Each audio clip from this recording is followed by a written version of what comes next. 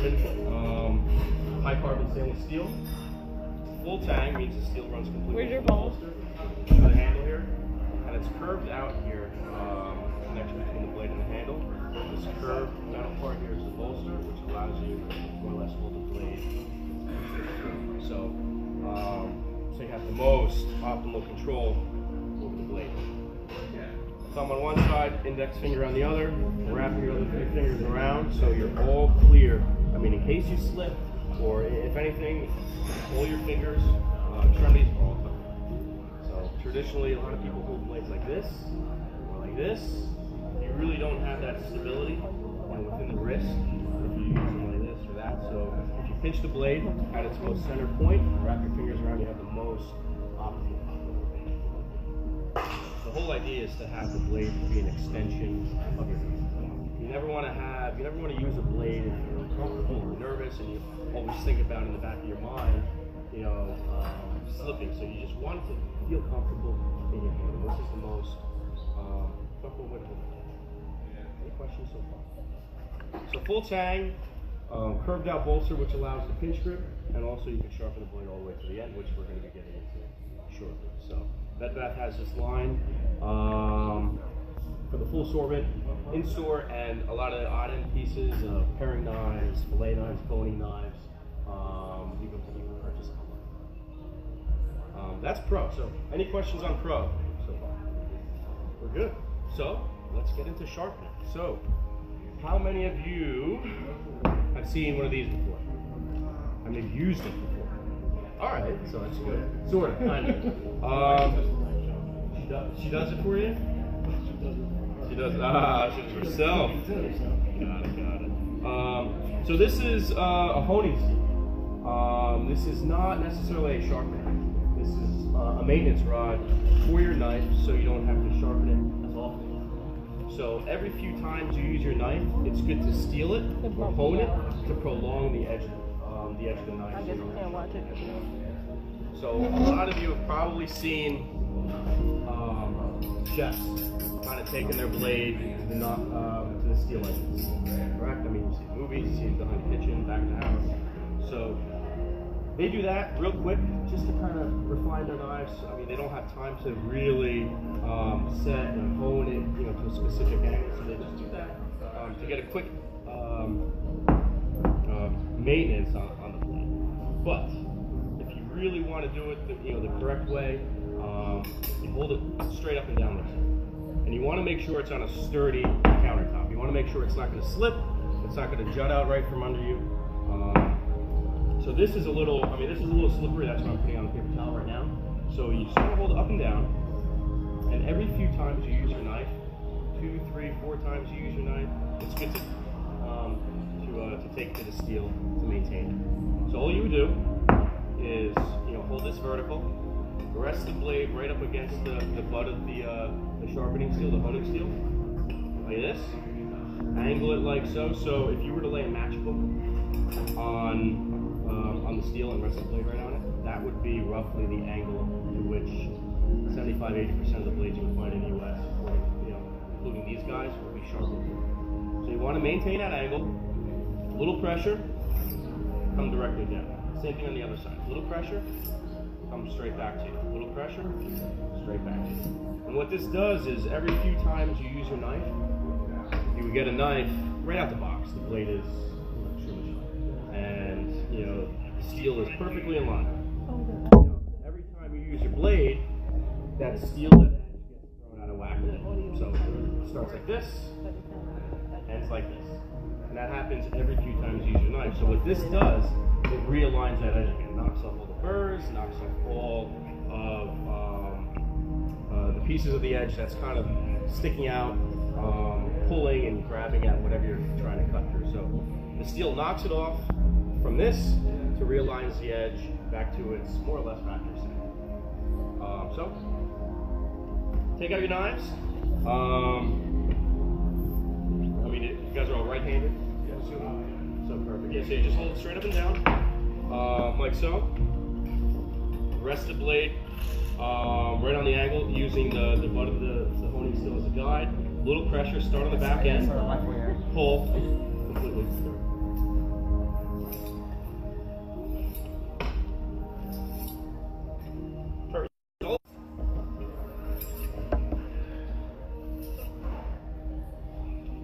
Yeah, try. Yeah, you can spin it like so. Let's see. Yep. A little pressure, and then pull. Exactly. Right, and repeat on the same side, on the other side.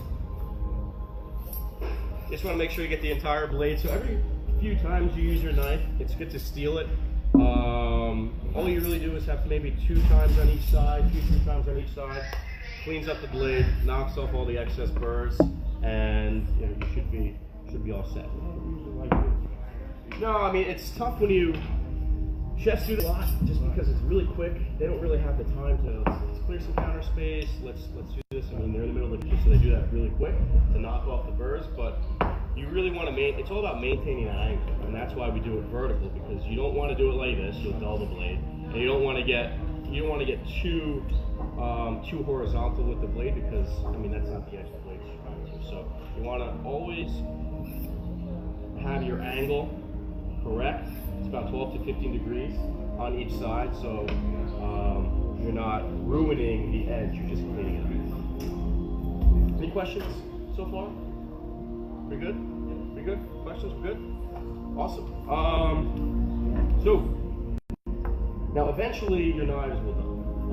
Doesn't matter if you're going to buy a $5 knife, a $300 knife, eventually your knives will dull. Now, obviously, you know, the more expensive knives, you know, the harder the steel, the better the quality, the edge is going to last a lot. So in terms of cutlery, there's sort of low-end cutlery and there's premium cutlery. We sit on the premium side, and when you deal with cutlery, it's the length of the blade stays sharpened, and the initial sharpness of that blade coming out of the box, which really are the main variables in terms of yeah. Yes. Yeah. Because I mean, I could sharpen a lot of blades to an equal amount of sharpness, but a lesser quality steel will only hold that edge for, I'm going to say, 3 uses as opposed to 300 uses. So that's real. Yeah. Exactly. Length of time and initial. Exactly. Yeah. So years down the line, eventually your blades will dull, and when they get to a point where you can't really maintain the edge anymore, you have to put an edge back on. So, and you'll only notice. So you have a knife, you're using it every day, you've been honing your knife, you've been stealing your knife, and it's still not cutting to the way you like it. You're going to have to use stones are the best way to sharpen. So like stalled and then you connect it twice over. You're totally in control of what angle that you want to sharpen the blade to. You want to get it, razor sharp to Japanese blade settings, you can do it. It's all about the angle in which you hold the knife. So I'm going to get into this real quick right now. So what you have in front of you is Ruling Stone Pro. It's a 2-sided stone. The side that's faced up right now is a 250 grit. The reverse side is 1,000 grit. 250 is really coarse, 1,000 is really fine. So the coarser the stone is for more damage. So if your knife's completely dull, has little chips and nicks in it, the coarser the stone will really knock out all those chips, even the blade surface, and really grind away some of that steel to put the edge back onto. The 1,000 grit side, once you're done with the 250 grit, you have a solid edge back onto the knife. You flip the stone over, you use the 1,000 grit, and what this does, and you can feel it's a lot smoother than the 250. What this does is redefines that edge, knocks off any loose excess material, and puts a nice polish to the edge of the blade, so it doesn't do as much pulling through what you're cutting. It's really a clean razor sharp cut, which I'll get into, and you'll see. So first, I'm going to dull this knife really quick. So you wet your stone. Most stones in the U.S. market right now are water-based stones. They're not oil-based. So you go back 20, 30, 40 years, most of the stones were oil-based. So now they kept it simple, little synthetic stone, so water does. So right now, we got a question. Yeah. How often do you sharpen the knives? How often? I mean, if you use your blade, say, I mean, for example, I mean, if you use your go-to blade every single day, it's all up to you, really. Technically, I would say once a year to really get them, you know, refined.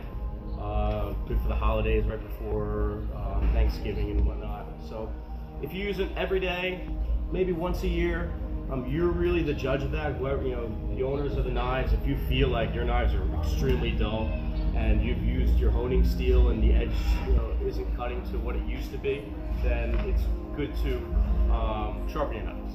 You don't want to do it often because each time you sharpen a blade, especially on a stone, you remove steel from that blade. So it's not good to sharpen your knives once a week, once a month, even, you know, I really wouldn't say more than once a year.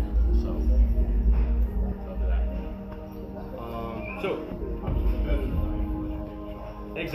Exactly. You know, I mean, premium quality cutlery. The edges will last you. I mean, I've had these guys for about 3 years. I've sharpened them once, maybe. So it's really the quality of the blade that determines, you know, how much you need to sharpen. So, right now, I am going to dull this blade. So just to kind of give you an idea, it still should be semi-sharp. So it's still pretty sharp right now. So right now I'm just going to take it to it. You know, obviously you don't want to do this.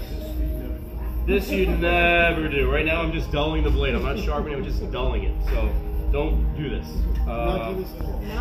Yes, exactly. So I'm dulling this blade.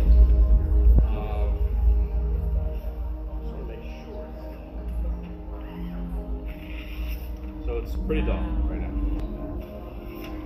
So there's really no edge. There's no edge to the blade anymore. I've just like rounded the steel completely. I've dulled the knife to a point that, I mean, this wouldn't cut through butter if you tried. So using the stone, I'm actually just going to bring it back to life. So a little more water to the stone. You always want to have a decent amount of water on it, just so it's like a mirror finish. Just creates a lubricant between the blade and the stone, so it reduces the friction. So, like I said, when you were honing your knife, it's all about maintaining that angle. Same deal when you use a stone. You always want to maintain that angle. It's about 12 to 15 degrees that you always want to maintain. So, anybody have a matchbook on them or no? No. So if you were to lay a matchbook on the stone and rest the knife right on it, that would be market standard, 12 to 15 degrees, in which you want to resharpen. So, if you guys could look in, little pressure, maintaining that 12 to 15 degree angle, slide. Now the easiest way, if you haven't done it before, is to just apply pressure on the blade, maintaining that angle, and push straight away, and then pull straight back. Whatever you do on one side of the blade, you want to do the exact same on the other. You never want to go 2 swipes on this side and 1 on here. You always want half the blade to be sharp again. So,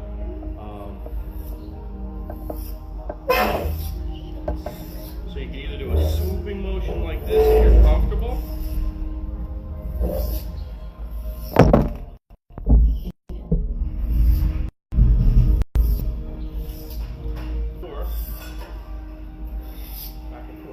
And when you see your stone starting to get dry over here, you can always just add a little more water. And you're going to get a little dirty. Like I was saying earlier, you're going to get a little dirty, so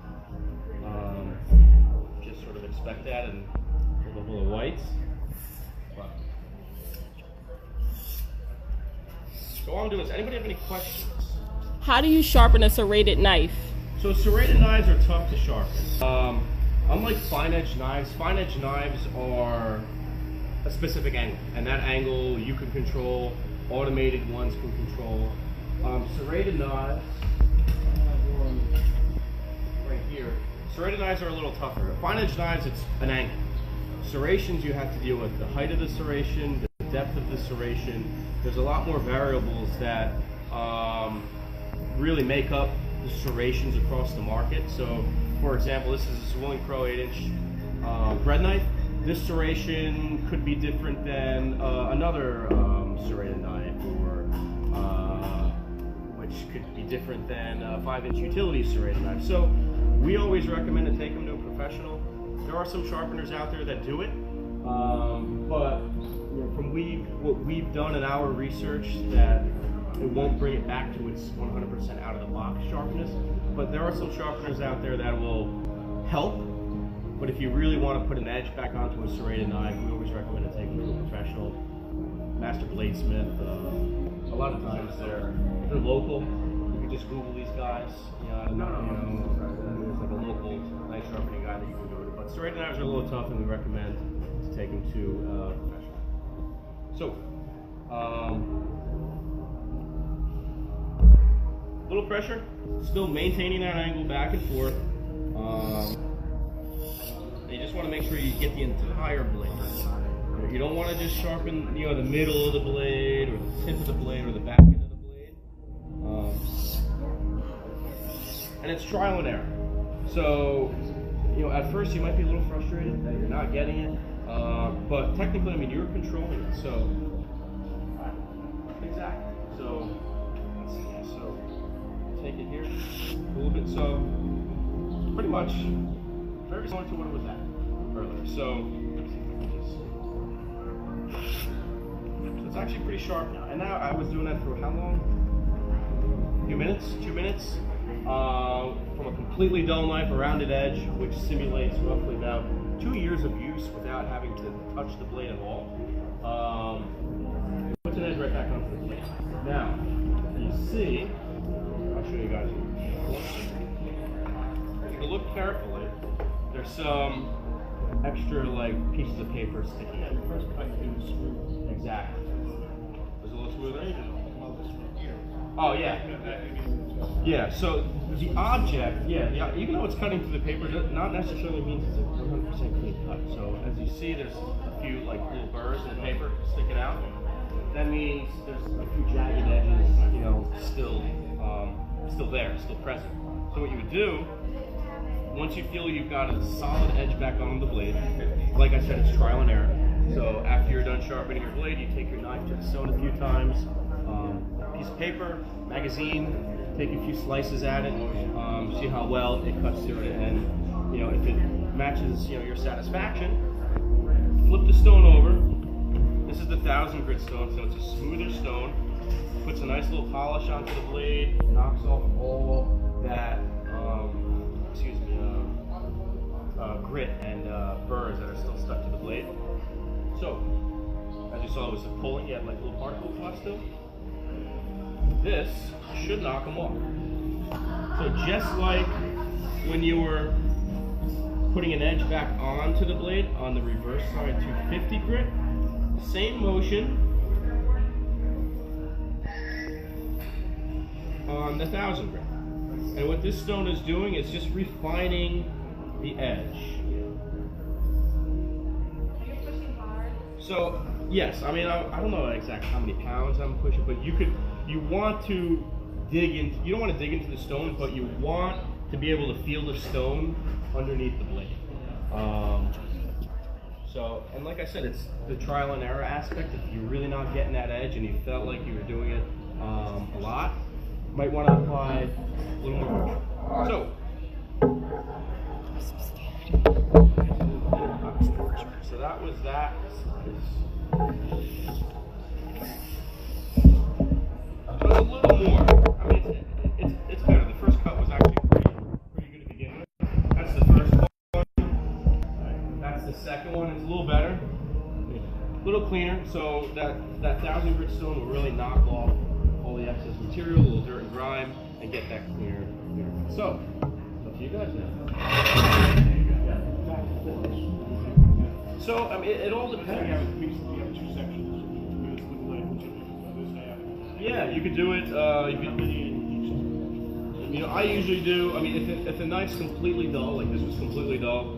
I was taking it to 1, 2, 3, 4, maybe 4 or 5 times on each side, and then you just want to work your way down. So you want to start at the tip, and then work your way down to the middle of the blade, and then back of the blade. If you guys want to dull them, take them to the stone, try them out yourself. I'll get you a piece of paper. That'll work. Ah, here's the water, sorry. Yeah, perfect. Yeah. So you want to wet it.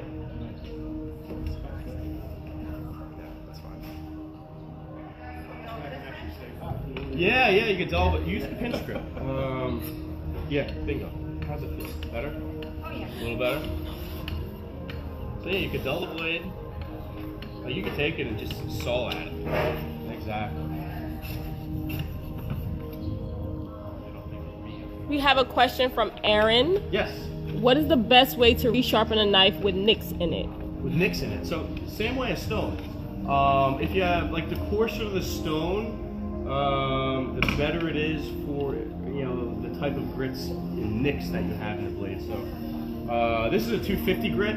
This is this Willing Stone Pro 250 grit and 1000 grit reverse side. 250 grit is pretty much one of the market lows in terms of grit count. So a 250 grit will knock out those little chips, little nicks in your knife. To realign that edge, and then the 1000 grit, once you're done getting that edge back onto it, the 1000 grit will refine that edge and knock off all the little bits that might still be left on the blade. I want to know that I did a good job. So yeah, you could just 30 years ago. Yeah. 5.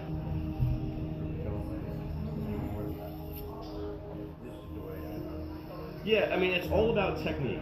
It's all about technique. When you go into the, you want to make sure you don't flip the blade. So if you're going back to you like this, if you're really good at maintaining that angle, you can. As soon as you go like that, you could gouge and stuff. Right.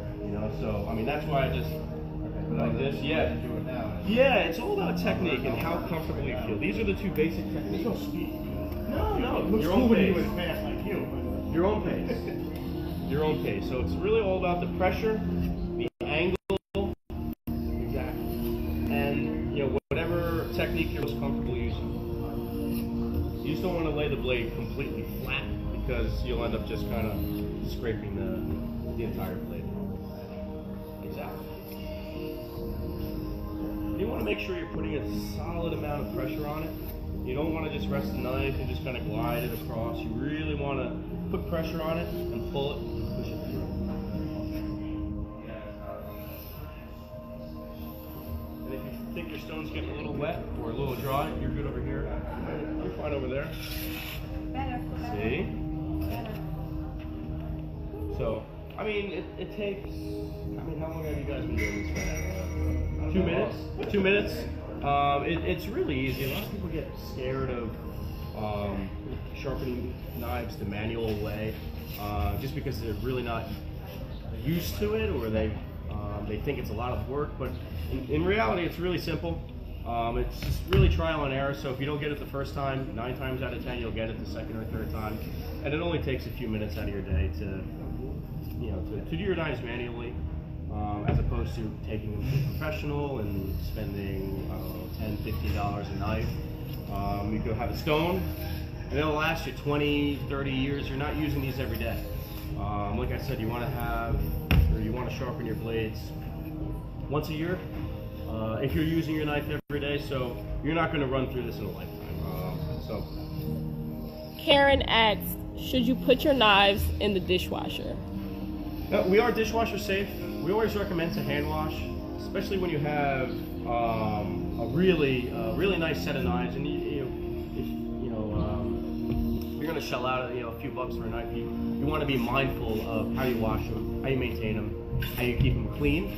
So it's really easy to, once you're doing the knife, rinse it, wipe it clean, put it away.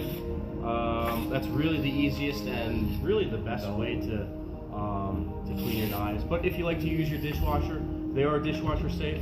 Always just be mindful of the detergents you use or heat settings that you set on your dishwasher, because they do play a factor in appearance of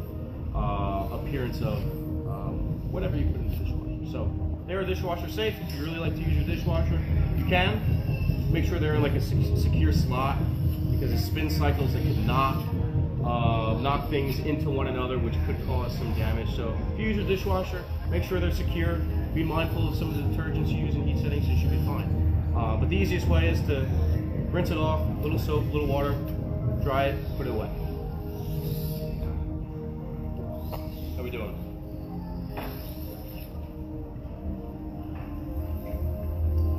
How's the sharpening? Doing really well. Yeah, how are you doing over here? No edge. She's scaring me right now. So it's going good. Let's see. Yeah. Relearning. Now flip them over. Hold it. Yeah. Try to hold it stiff and just take it real slow right through.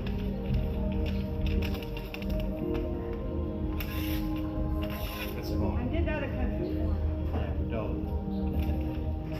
No, it's good. That's sharp. So flip the stones over now. Just want to make sure it sits right in the slot. So Aaron is asking, Yes. some utensils are sensitive to lemon-based cleaners. Are yours? No, so it's high carbon steel. Now, if you use the cleaners and to clean it and rinse them right off, you're fine. You just don't want to let the knives sit in there. So, for example, if you use your knives preparing dinner, but you don't really feel like cleaning them until the next day, and you leave them in the sink, just make sure all the high acidic cleaners and even like lemon juice or lime juice isn't, in the sink, sitting on the knives and on the blades. You want to make sure anytime you use a high acidic cleaner, you can use it, wipe it off, rinse it off after you're done. You just never want to let them sit in those cleaners because they could cause damage over time.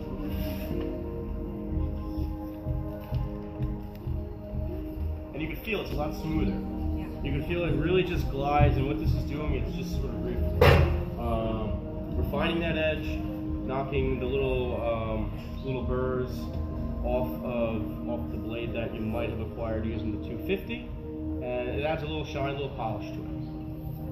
So why is this different than those ones that you buy where you're just running it? The pull-throughs? Yeah. So the pull-throughs are great. They're good for a quick sharpen. With the pull-through sharpeners, you just have to be mindful of the original angle your blade is sharpened to, because the pull-through sharpener is already set at a specific angle. Okay. This, you're controlling the angle. So the further down you drop the blade, the finer the angle you're going to get, which in turn leads to a greater sharpness. So when you have pull-through sharpeners, that angle's already set.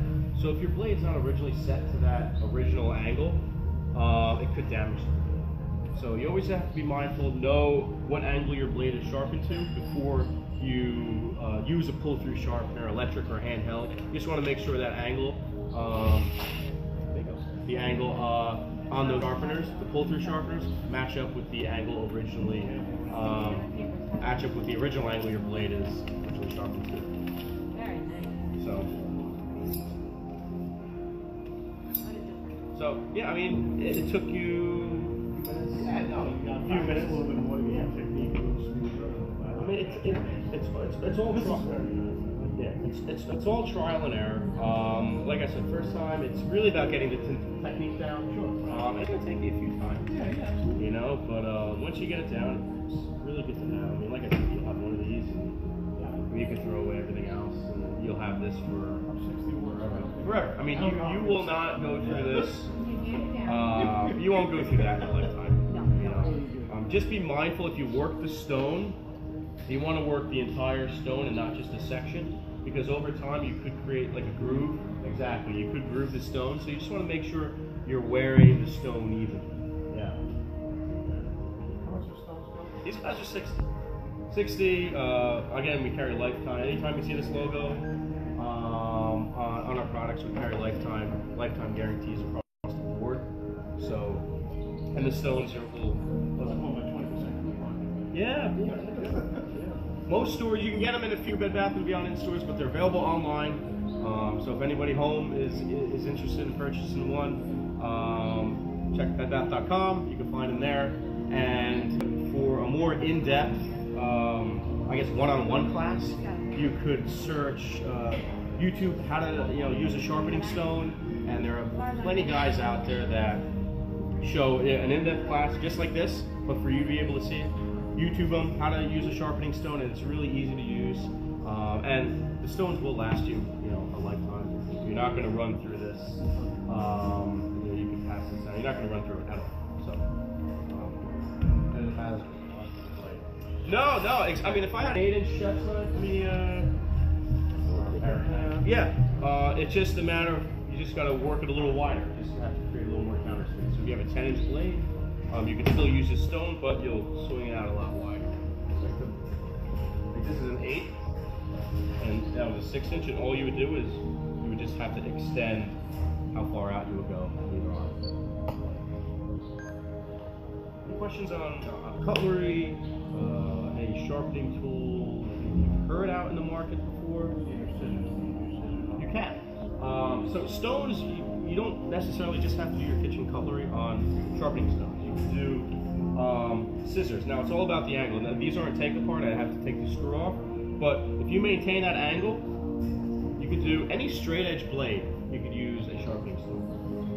Serrated blades, you can't use a stone for, but anything that's a straight edge, pocket knives, hunting knives, kitchen cutlery, it's all about the angle and the pressure to put an edge back on. So, I mean, these are sharp. This is actually a display one. I don't want to scratch it up, but that's all you would do. Just maintain the same angle. You would go on this side. You would go right on this side, not on the other side. deeper angle. Only one side. Yes, only one side. So you'll see if you have kitchen cutlery that's sharpened to both sides, the double bevel. Scissors, you could see the groove on the one side. So you don't want to mess with the opposite side, the flat side, but the grooved side, you can see where it's sharpened to. Just take that to the stone. Okay, so you Exactly. So put the groove you side see that? down? You see it grooved? That's Rest it, yeah. and it's already angled too. Right. So you could just hold it at that angle Okay. and do that. Same thing on the other side. The same principle, more brick on the first one. Yeah, I mean, you could be the judge. If your knife's really shot, you want to use a coarser stone to really put that edge back onto the blade. If it doesn't need a whole rework, you might want to take it to 1,000. But I always start at a 250, no matter how bad my blade is. I just adjust my pressure. So if your blade's not terribly dull, but you want to put a nice edge back on it, take it to the stone. Just don't use that much. So, awesome. So, no problem, guys. Now, I just have to have you put your names on here. I got these ones. So we have a little wrap. We're gonna wrap them off on these stones. So we have a stone. We're gonna wrap them right now to the attendees to this class. 3 guys here. Yes. All right. You can leave them there. I'll put them up.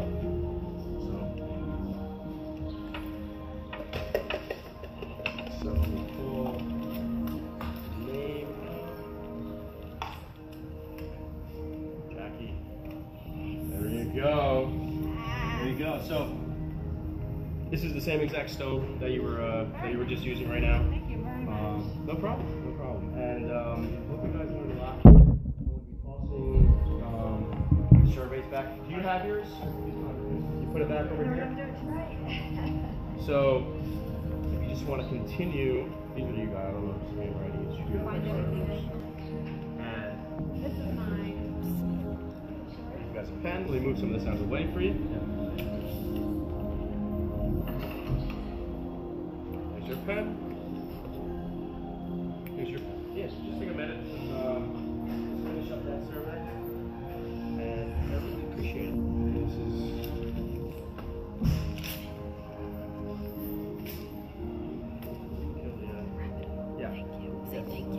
thanks, guys. This is the end of the class. So if you want to check out these stones, you can go to bedbath.com or bedbathandbeyond.com. It's called the Twin Stone Pro by Zwilling J.A. Henkels. You can check them out there. And if you want a more in-depth look at how to use sharpening stones in general, you just go to YouTube. YouTube, how to use a sharpening stone, and you'll get a really good look, real hands-on personal look on really how to use one of these. And yeah, thanks for joining us. I'm John, and take care.